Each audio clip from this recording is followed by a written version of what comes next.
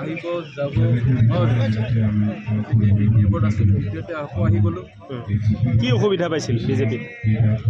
বিজেপিত national party গতিকে আগে পিছে আমি ৰিজনেল পাৰ্টি কৰিছিলোঁ, ভাবিছিলোঁ অলপ ভালকৈ কৰিম বুলি বহুত কথা, গতিকে সেইকাৰণে এইবিলাক আৰু ক'বলৈ মন নাই আৰু গতিকে বিজেপিত আহিছোঁ। এতিয়া আকৌ আগত যেনেকৈ কাম কৰিছোঁ তেনেকৈ কাম কৰিছোঁ। আচলতে আপোনাক বিজেপিত যিটো স্থান দিব লাগিছিল সেইটো দিয়া নাছিল। তেনেকুৱাই ঠিক তেনেকৈ বি পি এফৰ সময়তো আমাৰ নিজৰ মাজতে B P F versus B P F হৈ গ'ল। কম্পালচন চইচ নাছিলে, গতিকে মইতো বি পি এফত আইদাৰ বিজেপি নহ'লে জব লাগিছিল, গতিকে মই বিজেপিত গুচি গ'লোঁ। তেনেকুৱা মানে এইটো আমাৰ বি পি এফৰ মাজতো অলপমান কিবা আছিলে, গতিকে সেইটো এতিয়া নাই।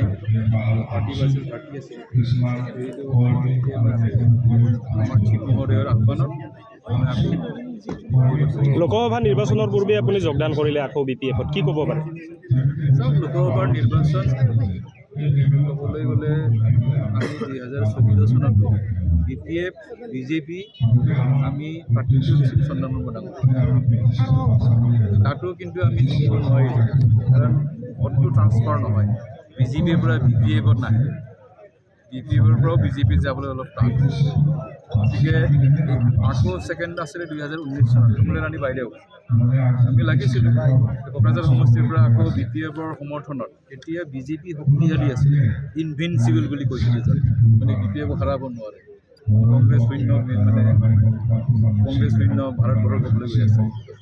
তুলনামূলকভাৱে আজি সময়ৰ গতিত বিজেপিৰ অলপমান কমি আহিছে, গতিকে আজি তেনে ক্ষেত্ৰত মই নাভাবোঁ যে এইবাৰ ইউ পি পি এলে কোকৰাঝাৰ জিকিব পাৰিব, আগৰ কিবাটো চালে আৰু আপুনি নিজৰ ঘৰখনলৈ আকৌ ঘূৰি আহিল, কিন্তু সিহঁতে আগতে চৰ্চা লাভ কৰিছে আপোনালোকৰ ওপৰত সন্তান জন্ম ডাঙৰীয়া তেখেতে ইউ পি পি এলত যোগদান কৰা। তেখেতৰ কথা মই ক'ব নোৱাৰিম, তেখেতৰ ভাষ্য মই শুনা নাই, জাষ্ট মিডিয়াৰ মানে ওৱান চাইডেড মই ভাষ্য শুনিছোঁ, তেখেতৰ ভাষ্য শুনিলেহে মই ক'ব পৰা গ'লোঁ।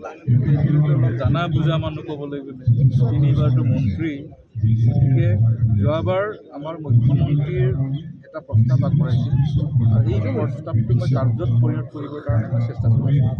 এইটো আছিলে যোৱা কাউন্সিল নিৰ্বাচনত 2020 চনত B P F versus U P F একেলগে এলায়েন্স হৈ আহিব লাগিছিল। তেতিয়া বিজেপিয়ে প্ৰাৰ্থিত্ব নিদিম বুলি কৈছিলে, তেতিয়া ইয়াৰ দায়িত্ব মোক অৰ্পণ কৰিছিল, তেনেকৈ আগুৱাইছিলোঁ। গতিকে আমাৰ হাগ্ৰামা ডাঙৰীয়া আৰু প্ৰমোদ বড়ো ডাঙৰীয়াক মই লগ লগাইছিলোঁ, পাঁচলানি আলোচনা কৰিছিলোঁ। আমি আৰম্ভ কৰিছিলোঁ দিল্লীৰ হায়াত হোটেলত, চব এগ্ৰিমেণ্ট ঠিকেই আছিলে। লাষ্টত কিন্তু আমাৰ এই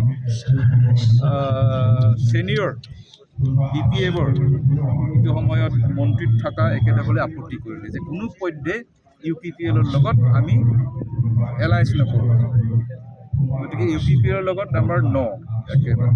গতিকে যদি একেসকলে যদি আকৌ যদি ইউ পি পি যাম বুলি কয়, তেতিয়া মোক ক'ব লগা একো নাই, নট এইটো এটা ছুইচাইডেল হ'ব। মানে ইউ পি পি এলৰ লগত যদি এতিয়া মিত্ৰতা কৰিব যায় সেইটো ছুইচাইড।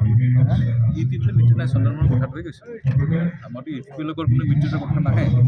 কিন্তু 2020 চনত যে বিজেপিয়ে ছাৰ্ভে কৰিছিল আৰু বিজেপি বি টি চি অঞ্চলত শক্তিশালী ৰূপত উপনী ঘটিব নোৱাৰিব বুলি সেইটো ধাৰণা আছিল, দুবাৰ ছাৰ্ভে কৰিছিল। গতিকে তেতিয়া আছিলে যে যিমান হ'লেও ৰঞ্জিত দাস ডাঙৰীয়াই ক'লেও, ভৱেশ কলিতা ডাঙৰীয়াই ক'লে মুখ্যমন্ত্ৰীয়ে মানা নাছিল।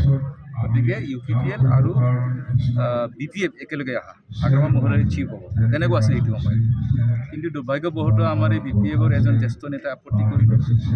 গতিকে এইটো সময়ত মুখ্যমন্ত্ৰী ডাঙৰীয়া আহোঁ কৈছিল যে ট্ৰাইবেল চেণ্টিমেণ্টে আঘাত দিব বিচৰা নাছিল বি টি চি অঞ্চলত বিজেপিক শক্তিশালী কৰি পেলাই বা বিজেপিৰ প্ৰাৰ্থিত্ব দি পেলাই। গতিকে সেইটো সমলি এণ্টায়াৰ ছিষ্টেমটো ডিৰেইল হৈ গ'ল। আৰু মই ভাবোঁ প্ৰমোদ বড়ো ডাঙৰীয়া অলৰেডি ইজ এ প্ৰগ্ৰাম, তেওঁ হ'ল মানে অলৰেডি প্ৰগ্ৰাম তাৰ ওপৰত ছেট কৰা হৈছে, তেওঁ সেইটো কৰিব লাগে।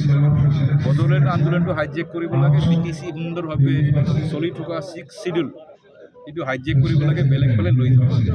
গতিকে একেতে সেই ক্ষেত্ৰত কৃতকাৰ্যতা হৈছে, কিন্তু ৰাইজৰ কোনো লাভ হোৱা নাই। এইবাৰ আপুনি প্ৰাৰ্থিত্ব লাভ কৰিব নেকি বি পি এফ দলৰ পৰা লোকসভা নিৰ্বাচনত? মই নেখেলোঁ, মই লোকসভাৰ প্ৰাৰ্থিত্ব নিদিওঁ। যেতিয়া বিচাৰে যদি মই কাউন্সিলৰ পৰা আৰম্ভ কৰিম, নহ'লে সংগঠনৰ কাম কৰি যাম। হ'ব দিয়ক ঠিক আছে।